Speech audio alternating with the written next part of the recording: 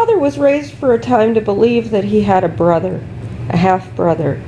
And I wondered, so what happened to him? You know, if men don't die unless something has happened to them, then where is he? And Dad figured out that he was not his brother, but I'm not entirely sure that that the other child raised in similar, you know, that set of circumstances ever figured out his true relationship or lack thereof to the other person he was associated with. And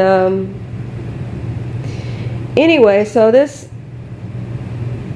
man continued on in various forms. You know, that which carried his namesake changed many times in that period. And sometimes his association with them was to a greater or lesser extent.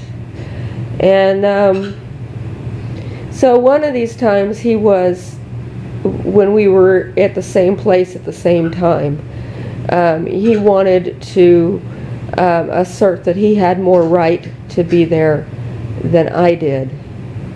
And so a puja was performed regarding some of the conversation that took place regarding these matters.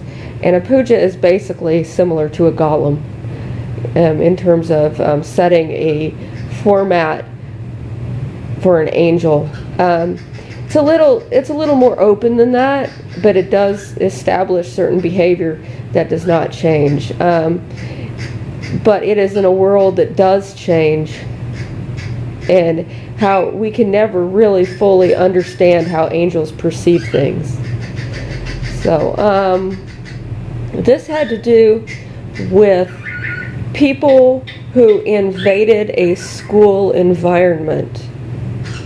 And I'm not entirely sure how school was defined to the angels, but it was in distinction from a theatrical performance and venue, which is where we were at when this puja was performed. So I had, and long story short, I had to be coached on how to pretend to be enslaved, and which was not natural for me. And you know, so I was, if anyone was at this place to be in school to learn anything, then it was me. And I was taking lessons in theatrical performance.